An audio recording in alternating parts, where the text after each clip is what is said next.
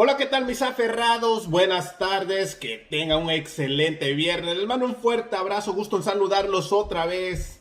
Y antes de comenzar esta nota, los invito a suscribirse a mi canal, activen la campanita de notificaciones, presionen en todas para que ustedes sean los primeros en estar informados y de esa manera me ayudarían bastante. Y bueno, esta es la nota. Los prianistas quisieron interrumpir al secretario Esteban Moctezuma, pero no pudieron. Y sin tanto que hablar, a continuación damos inicio. Noticias del Ferraz TV Internacional, las noticias en caliente. Arrancamos.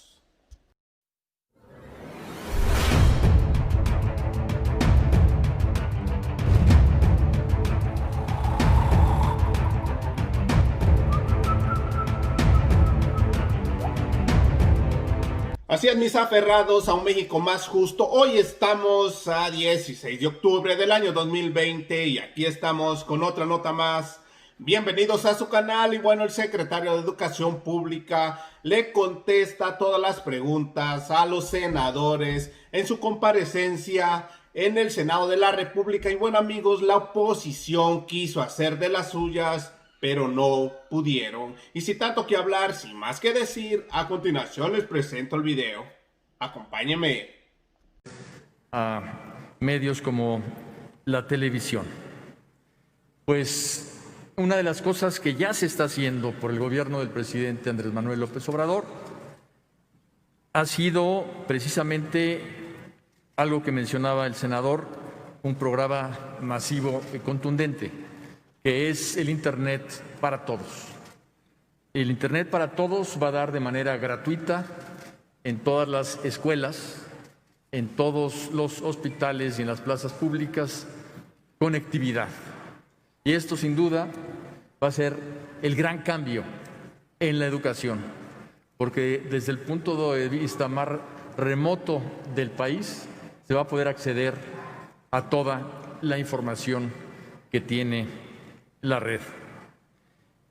En este momento, lo que hicimos fue precisamente ese esquema híbrido en donde estamos alcanzando a la inmensa mayoría de la población y en materia de población estudiantil, con los libros de texto gratuito, con la televisión, con el Internet y con los cuadernos que se distribuyen por 32,000 diferentes voluntarios que les llaman líderes comunitarios. Se reparten materiales gráficos a quien no tiene ese servicio y esa conectividad. Coincido sin duda en el reconocimiento a maestras y a maestros y tendremos que hacer una evaluación precisamente de todo lo que ha sucedido en el sector educativo en la pandemia, no solo de los rezagos, sino también de los avances, no solo de las carencias, sino también de los beneficios, porque como todo, hay claroscuros en este tema. Habla y pregunta si van a desaparecer 13 programas. Habíamos comentado que son 14 y que afortunadamente no van a desaparecer los 14. Algunos lo harán, otros se van a integrar a programas ya existentes, pero sin duda estamos trabajando para que lo verdaderamente sustantivo prevalezca.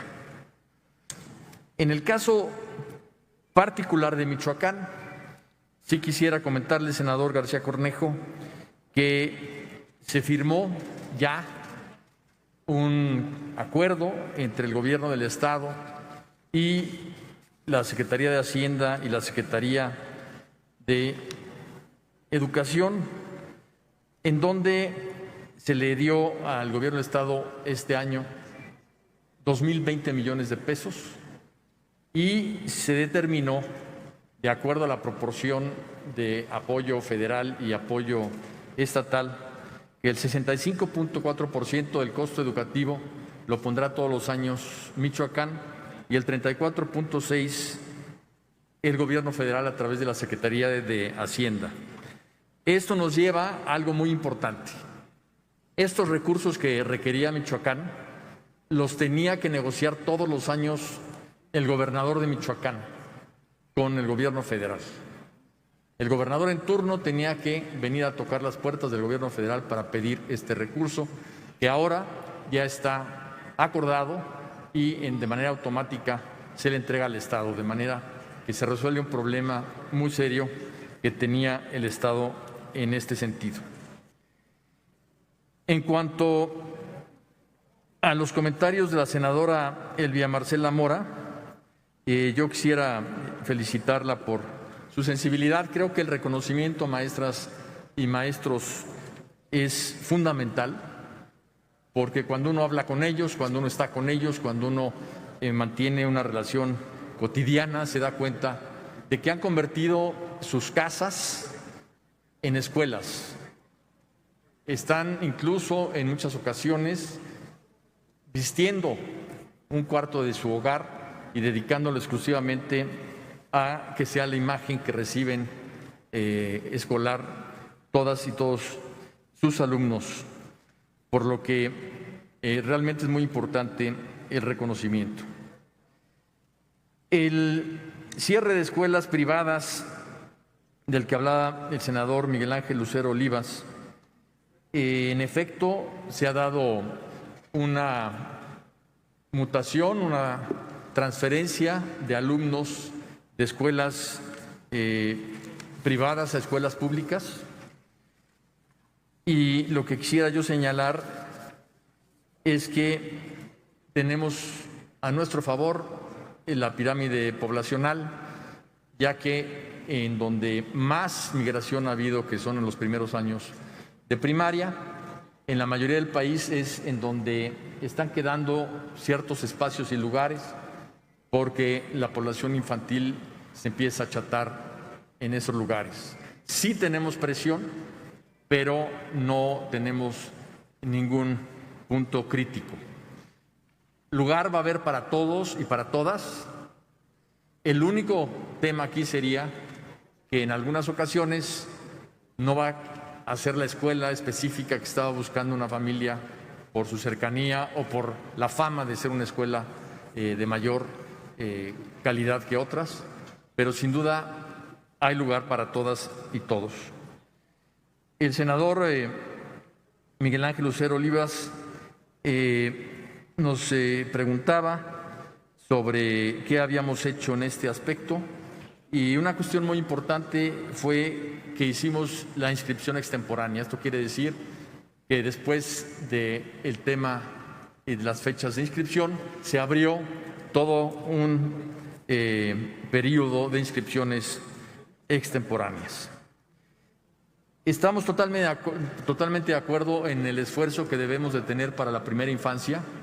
Es uno de los aspectos que hemos trabajado tanto desde el punto de vista pedagógico como de los materiales educativos que hemos producido. Y yo quisiera señalar que tuvimos desde muy temprano el gobierno sendas reuniones con la Secretaría de Salud para estirar el diálogo y la responsabilidad educativa más allá de educación inicial, incluso desde el embarazo, y que la propia Secretaría pudiera capacitar a madres y padres de familia para que hubiera conciencia de la importancia de temas como la lactancia materna, de temas como la estimulación temprana, de temas como el apoyo en el nacimiento a los recién nacidos, con el tamiz neonatal, con la exploración profunda y con una serie de protocolos que se deben de seguir, ya que eso va a incidir de manera directa en la educación. Y vamos por esa ruta, aunque obviamente pues las prioridades se han venido cambiando debido a la pandemia, pero ese diálogo permanente y las medidas que estamos tomando siguen ese tránsito. En cuanto a la regularización de los CENDIs, acaba de autorizarse 68 millones de pesos para el estado de Durango. Hace muy poco, hace 3 semanas, tuve una reunión con el señor gobernador de Durango y vimos precisamente los temas que le preocupan de la Universidad Juárez, el tema de los quinquenios, el tema de la escuela de tiempo completo y de los CENDIs, y estamos trabajando en esos temas en nuestra relación con la Secretaría de Hacienda para darles solución. Estamos totalmente de acuerdo, qué bueno que cumplan 30 años con este modelo. Yo conozco, he ido a varios de los CENDIs de ustedes y realmente el trabajo que hacen, la metodología que llevan, el cuidado a las niñas y a los niños desde los 2 meses de edad en muchas ocasiones, es un método muy importante y una de las cosas que le hemos pedido a estos CENDIs es que podamos no solo hablar de los temas administrativos, sino también del modelo de atención a las niñas y a los niños. Yo quisiera que tuviéramos una reunión específica para ver cómo se va a manejar esto de acuerdo al recurso que finalmente se nos apruebe en el presupuesto. Alejandra Lagunes, estamos totalmente de acuerdo en la importancia que tiene dentro del mundo actual el tema digital y sobre todo el tema de habilidades digitales y las herramientas, formación y capacidades de los maestros que estamos impulsando. Precisamente es parte esencial de lo que hemos venido haciendo en Aprende en Casa. Tenemos muchas iniciativas que hemos venido desarrollando. Por ejemplo, en febrero con Microsoft se consolidó el Plan Innovar por México, que es una iniciativa que a través de una inversión que están haciendo de $1,100 millones por parte de esa empresa en un plazo de 5 años, buscan contribuir a que México evolucione en materia tecnológica, tanto en sectores productivos como en la propia educación. Y también tenemos el programa de habilidades para el futuro con el programa Innovación, conformado por aulas virtuales. Ese también es una contribución muy importante. Se comprometieron y ya los construyeron a hacer 3 laboratorios físicos, no virtuales, de innovación en 3 estados de la República que nosotros determinamos. Uno en el sur, Chiapas, otro en el centro, Veracruz, y otro en el norte, en Chihuahua, y 10 laboratorios virtuales de capacitación en habilidades digitales que vamos a poner en marcha este mismo año. Es importante señalar que todo el esfuerzo que se ha hecho también con Google en materia de dotar a maestras y a maestros y a los alumnos de cuentas para el uso de Internet es algo que ha venido a revolucionar la relación entre los maestros y maestras y sus alumnos. Es algo que ha permitido la educación a distancia de una manera sensible y, sin duda, como dije hace un momento, algo que ya vino a cambiar la cultura digital de nuestro país. En cuanto a los problemas de definir ciertas herramientas para la transmisión de las clases, como es la televisión, hemos tratado al máximo de minimizar cualquier tipo de situación particular de alguna familia. Por ejemplo, señalabas de que una familia podía tener un solo aparato de televisión y varios miembros de la familia. Si se analizan los horarios, una familia de 6 hijos puede con un solo aparato de televisión darse las clases a los 6 miembros de la familia. ¿Qué fue lo que hicimos al definir los horarios? Dotar de computadoras a todos es un tema que pues debe estar a discusión porque hasta ahorita ha habido muchos programas en el país que dotan de herramientas, que dotan de computadoras o de tablets y que realmente no han tenido el impacto de acuerdo a la inversión que se ha hecho. Como tú mismo dijiste, se están renovando continuamente las tecnologías y por eso se pensó en que lo más importante es apostarle a la cobertura, porque teniendo la cobertura es mucho más fácil trazar el camino hacia la cultura digital. Por eso, en la pregunta de acceso a Internet, sí hay el programa de Internet para Todos que está llevando directamente Presidencia de la República. En cuanto al esfuerzo de gratuidad de estudiantes y docentes sobre contenidos educativos, hemos estado negociando con las empresas. Hasta ahorita lo que hemos ganado es que con una menor resolución, para que pesen menos los datos, sí se está pudiendo bajar voz e imagen de manera gratuita, pero seguimos las negociaciones para que muy pronto, cuando sea mucho más robusta la educación a distancia y que conviva con la educación presencial, tengamos una mejor resolución tecnológica. José Alberto Galarza Villaseñor, que nos habla de la incertidumbre universitaria. Yo quisiera señalarle que la definición presupuestal del señor presidente fue que todas las universidades tuvieran el recurso que tuvieron el año anterior más la inflación, y es lo que se ha venido manejando, pero tenemos dentro del sector educativo un compromiso muy fuerte con impulsar la educación superior, y por ello podemos hablar de que este año fue el año de mayor aumento de la matrícula universitaria en 20 años, lo que muestra nuestro interés por ella, ya que en el ciclo 19-20 la educación superior se incrementó en 4.8%. Esto significa la ampliación de 225.800 nuevos espacios en las modalidades escolarizadas y no escolarizadas. La tasa bruta de cobertura, y esto creo que es algo que debemos tener presente, que era de 41.6, ya es de 41.6%, lo cual significa un incremento de 1.9%, casi 2% de puntos porcentuales respecto al ciclo anterior, y es el nivel más alto en 20 años.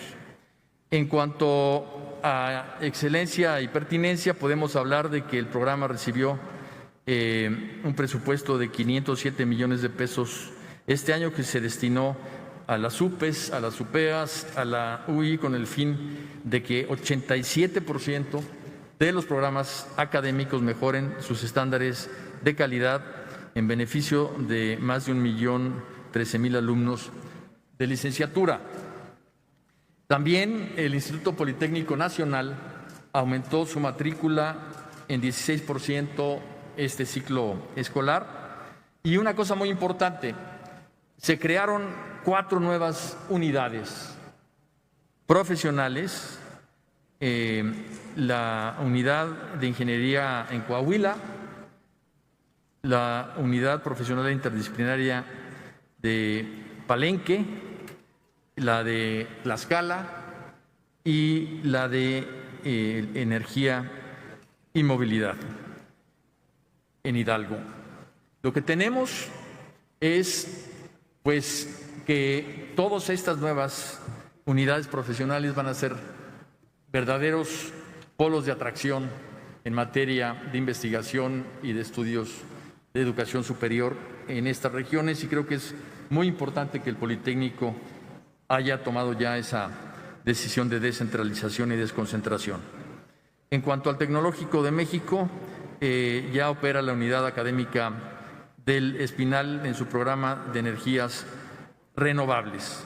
Y la Universidad Abierta y a Distancia incrementó 13.3% su matrícula, lo cual nos habla del esfuerzo que se está haciendo para impulsar a todo aquel que quiera educación superior y cursar este nivel.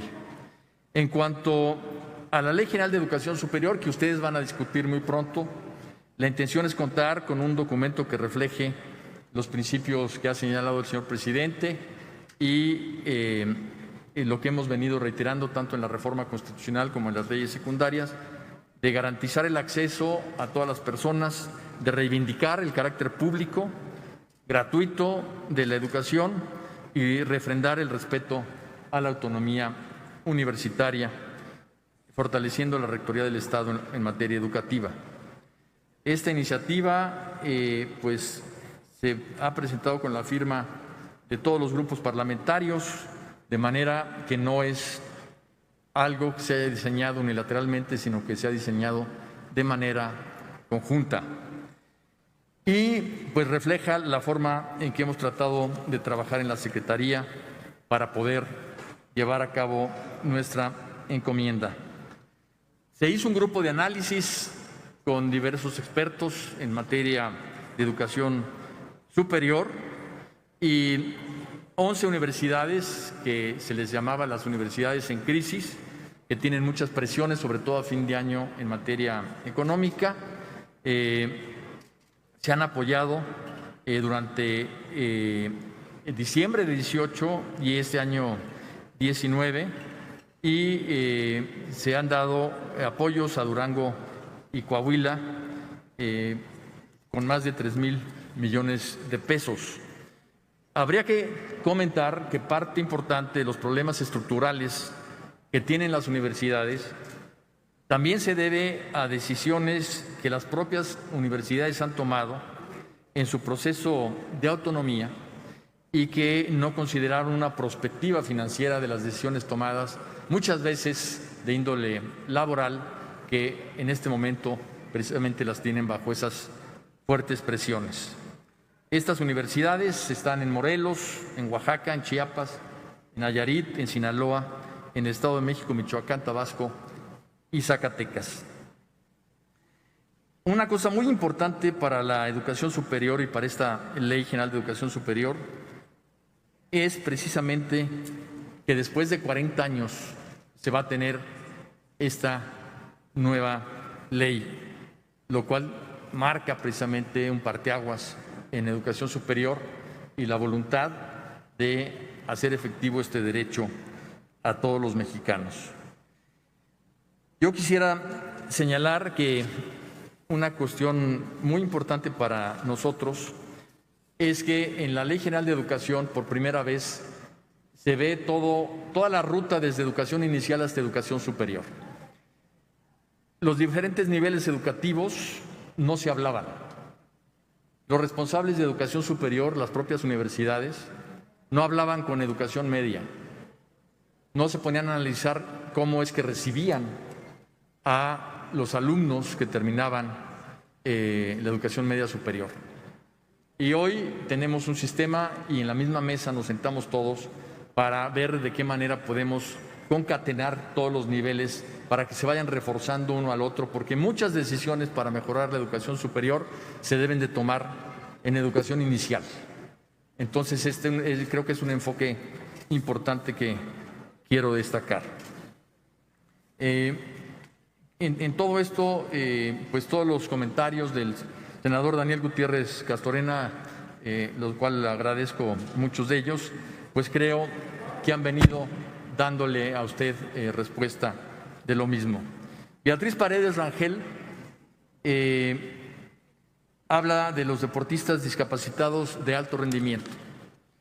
Es un tema muy importante que tenemos que ver. El recurso para estos atletas que iban a ir a los Juegos Panamericanos se los dio el señor presidente de manera directa y se los dio por todo un año. Antes se les ministraban de manera trimestral.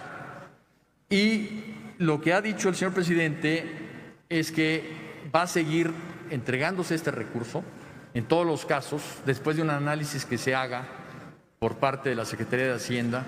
Y en el caso de la Secretaría de Educación Pública, tanto para estos temas como para el tema de ciencia y tecnología, nombró a José Antonio Álvarez Lima para que junto con la Secretaría de Hacienda analizara todos los fideicomisos y vieran de qué manera y qué es lo que se tiene que rescatar.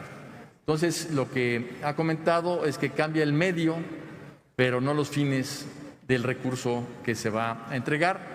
Y en el momento en que tengamos el resultado de esa decisión entre este grupo que creó el presidente y la Secretaría de Hacienda, pues ya podemos tener un posicionamiento al respecto. Pero sin duda estamos porque este tipo de apoyos que son tan importantes, obviamente, continúen. Y es eso de lo que hablaba, de la disonancia entre el proyecto y el presupuesto. Eso es lo que nos ha llevado a meternos de lleno a estas negociaciones, me atrevo a decir permanentes, que estamos llevando a cabo, cuyos resultados los sabremos hasta que se apruebe el presupuesto.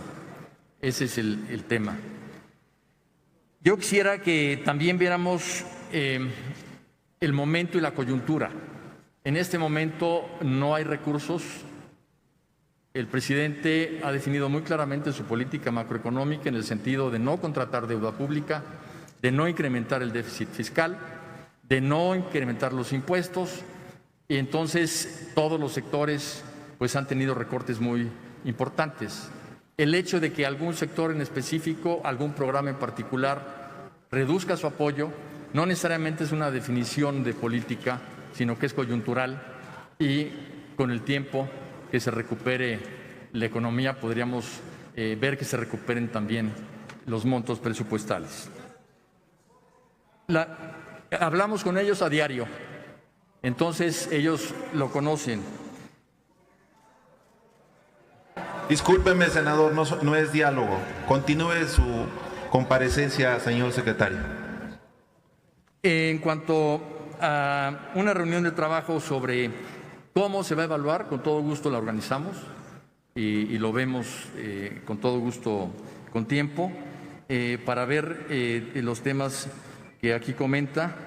En cuanto al reforzamiento entre ciclos, es algo que tenemos previsto precisamente como una de las políticas, y en educación a distancia también logramos algo muy importante, y es que las maestras y los maestros están acompañando a los alumnos, y en vez de quedarse en el año en que están asignados, cambiaron junto con sus alumnos porque ya los conocían, y esto pues hemos visto que ha tenido un buen desempeño. Uno de los temas importantes es que lo que usted mencionó, senadora, de que la coyuntura ha hecho muchos cambios, y que si estamos hablando de coyuntura o de transformación, yo creo que esa es la gran reflexión que tenemos que hacer precisamente para repensar la educación después de la pandemia. La senadora María Guadalupe Saldaña, yo quisiera que los juicios que ha externado aquí en la tribuna también lo pudiéramos constatar con las maestras y los maestros. Tenemos mucha investigación, tenemos un diálogo permanente con ellos, y muchas de las cosas que usted comentó creo que al hablar con ellas y con ellos podrían matizarse de manera muy importante. No son millones de niños los que no tienen ni internet, ni televisión, ni acceso a los libros de texto. Realmente la inmensa mayoría de niñas y niños tienen cómo y en dónde estudiar a distancia. Pero aunque fuera uno, creo que tenemos la obligación de que todos tengan la posibilidad de hacerlo y de que no se queden atrás. Ahora, una cosa importante, y creo que es una reflexión que todos tenemos que hacer, que incluso ya lo comentó de alguna manera aquí la senadora Antares, es que muchas de las cosas que se critican son cosas que se heredan de un gobierno a otro, y que cuando llega un nuevo gobierno pareciese que es responsable de todo el rezago previo. Entonces hay que tener también perspectiva para ver si lo que está haciendo uno es cambiar la ruta y cambiar la tendencia y ir mejorando las cosas, pero definitivamente en dónde tomó el timón del barco. Porque al decir que las maestras y los maestros quieren reglas claras y no amenazas, en toda la investigación que se hizo durante los foros educativos previos a que tomáramos posesión de la Secretaría, las maestras y los maestros es lo que sentían, que estaban amenazados, y lo que querían era precisamente que eso cambiara, que es lo que estamos construyendo desde entonces. La evaluación continúa y en la Constitución y en las leyes secundarias está la ruta para el ascenso horizontal o vertical. Entonces, es muy importante eso porque la mayoría de los maestros tienen un compromiso más allá de lo que reciben y se van a capacitar de manera natural. Eso es algo en lo que no estuvimos de acuerdo y por eso es que se cambió la ley y por eso es que incluso se cambió la Constitución para que eso pudiera llevarse a cabo. Y lo que hemos visto es un magisterio que recupera el orgullo en sí mismo. Antes teníamos un magisterio, y no lo digo yo, lo dijo el secretario de Educación, Schweifert, cuando hizo una consulta y él la explicó aquí en la Ciudadela, en el edificio de las bibliotecas de cultura. Dice que el resultado de su evaluación fue que el maestro mexicano se sentía agredido, se sentía deprimido, se sentía maltratado por la sociedad mexicana. Y si hacemos el mismo ejercicio, estoy seguro, porque ya lo estamos haciendo, que hoy la maestra y el maestro mexicano se siente orgulloso de ser maestra y maestro. Y cuando una maestra está frente a grupo o un maestro orgulloso de serlo, pues obviamente va a ser un mejor maestro. Y cuando una niña o un niño, en vez de ver en la televisión que los maestros no tienen capacidad, escucha que los maestros están dando lo mejor de sí todo el tiempo, al llegar a la clase va a respetar mucho más a su maestra o a su maestro.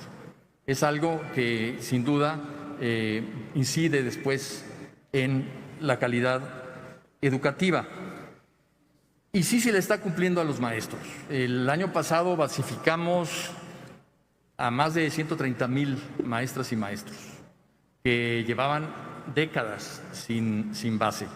Lo que logramos ver es que la administración como tal de la Secretaría no era una prioridad y por eso había muchísimo rezago en muchísimos temas magisteriales que hemos podido ir resolviendo poco a poco porque las incidencias son muy grandes. Y hablando de Michoacán, pues allí en Michoacán nos encontramos con más de 3,500 plazas que se le dieron al magisterio sin evaluación. Podría haber sido obligatoria, pero se les dieron sin evaluación. Y hoy hay una caja transparente que está en la ley, en donde lo que tenemos es todo un sistema en donde se hace público el tema de los ascensos y las promociones. Y eso es algo muy importante, porque antes no se hacía público. Entonces, pero no en el momento de asignarlos. Una cosa muy importante es precisamente que no podemos negar la realidad. Esa realidad es que esas plazas se estaban dando sin evaluación. Hoy es un delito. Y si alguien comete un delito, va a pagar las consecuencias. Eso es algo que cambia mucho la relación entre la autoridad y los sindicatos. A mí me han dicho, es que ese tema no es legal, ese tema se puede arreglar con una negociación política. Y les digo, no, el tema es legal porque un servidor público solo puede hacer lo que la ley le permite. No puede hacer las cosas sin tener el sustento legal. Y ese es un cambio muy importante que se está dando. Y en donde no se esté dando, acérqueme la información, porque nos interesa mucho que este camino se transite para que sea transparente 100%. En cuanto a las normales, la evaluación presencial no se ha desarrollado y es algo que tenemos que hacer en cuanto pueda ya haber estas evaluaciones de manera presencial. Y lo que hemos determinado, y estamos por publicar la norma, es algo que ya comentí hace un momento, de que quien se inscriba para una plaza, para acceder a una plaza, va a recibir una clave y va a ser una sola lista que no va a distinguir entre dónde se estudió. Exacto. Hoy se hizo así porque es transitorio hasta diciembre No, la ley no dice eso. Lo que dice la ley... Sí, Senadora, lo conmino a escuchar la comparecencia lo que dice del la ley secretario. es que tendrán prioridad los que estudiaron en una normal pública. ¿Pero qué es prioridad? Bueno, la ley le hicieron los congresistas, perdón. ¿Qué es prioridad? Prioridad es que en caso de igualdad, un postulante tiene 9 puntos y otro postulante tiene 9 puntos. En ese caso entra el que ingresó a la pública. Por eso se va a hacer la lista, una sola lista, con una clave que no se va a poder identificar la procedencia, si es público o privado, y donde se va a ver exclusivamente las calificaciones. Y en caso de empate es donde va a haber esa prioridad. No, digo, lo platicamos cuando usted quiera, pero no es necesario porque la ley la diseñamos para este sistema. Quizás lo que no explicamos a fondo fue que necesitábamos un periodo de transición que era de aquí a diciembre por la pandemia. Otro tema importante es el tema de las plazas, y aquí sí quiero hacer una reflexión. En el ciclo escolar 19-20 había 141,701 aspirantes inscritos y solo se pudo otorgar plaza a 62,000. Y cada año sucede lo mismo. Egresan muchos más normalistas que las plazas que hay. Esto también tiene que ver con la pirámide poblacional. Entonces, esa idea de que quien ingrese a una normal va a tener un trabajo seguro, pues la dinámica poblacional y las necesidades del sector educativo nos indican que no necesariamente es así. Gloria Sánchez Hernández, con todo gusto vemos lo que nos solicitó en una cita. Yo le hablo más tarde para poderla arreglar. Y en cuanto a las escuelas de tiempo completo, estamos viendo esa carencia de presupuesto que sí existe. Para este año nosotros tuvimos una asignación presupuestal de 5,000 millones de pesos, cuando normalmente ese proyecto cuesta alrededor de 9,000. Como no hubo en todos los estados distribución de alimentos para los niños, bajó la presión financiera a alrededor de 2,700, y es lo que estamos viendo con Hacienda, que se nos otorgue para poder hacer esos pagos que en efecto no se están haciendo. Pero estamos sobre de ello. Finalmente, agradezco mucho la intervención de Antares Vázquez y creo que el tema de prepa en línea es un tema muy importante que también tenemos que definir. Y para finalizar, yo quisiera hacer una reflexión con todas y todos ustedes, precisamente sobre los 100 años de la Secretaría de Educación Pública, sobre la necesidad de repensar la educación para México y de lograr acuerdos básicos que permitan que la educación esté bien anclada y no se tenga que mover de manera abrupta por consideraciones políticas o por cambios en las dirigencias o en las secretarías. Somos un país que tiene 3 grandes realidades. Somos un país que tiene una gran población indígena, que tiene necesidades, culturas y realidades distintas a un país mestizo, que tiene también toda una cultura diferenciada de la población indígena y de la población que está en un México más moderno, más criollo.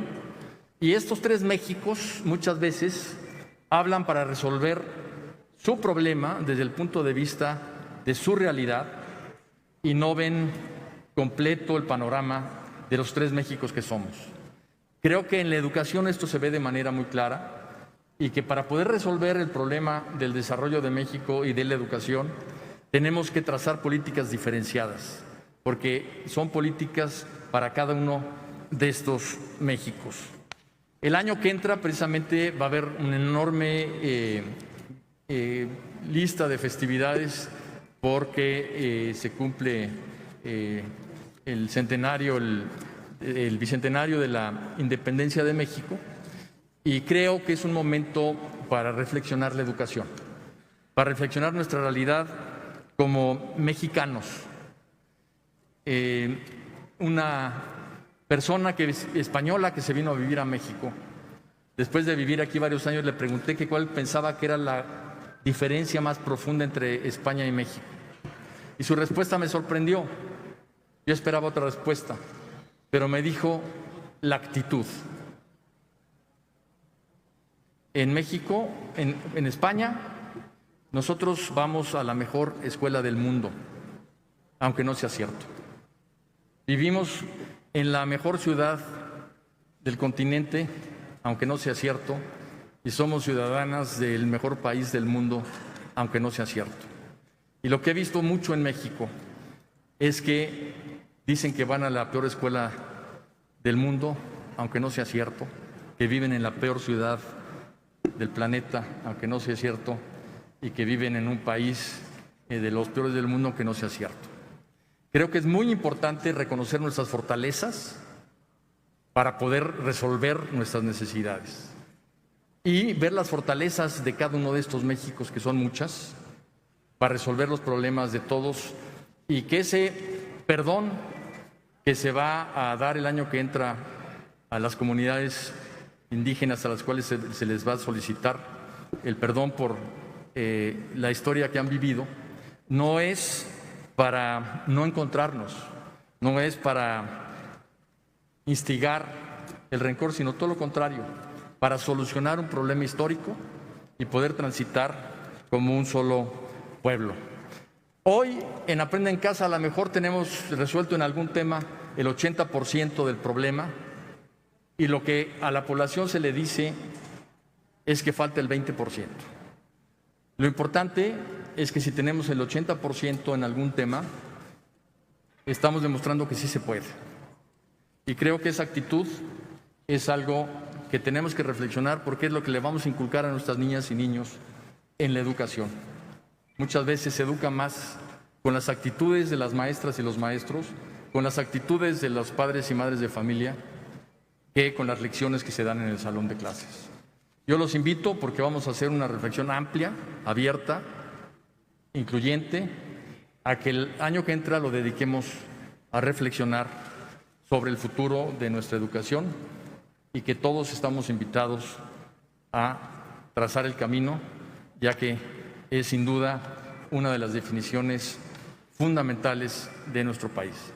Así es, mis aferrados a un México más justo, como terminaron de ver el video del secretario de Educación Pública, Esteban Moctezuma, habló de todo lo que está haciendo la Cuarta Transformación en el tema de educación. Y bueno, amigos, hasta aquí llegamos con otra nota más. Recuerden, si no se han suscrito a mi canal, suscríbase. Es totalmente gratis, no tiene ningún costo. Compartan este video para que siga llegando muchas más personas y formen parte de esta hermosa familia Ferraz TV. Regálenme un like, nos vemos en la siguiente noticia. Su amigo y servidor, Noticias del Ferraz TV Internacional, las noticias en caliente. Gracias. Suelta la cumbia, Ferraz.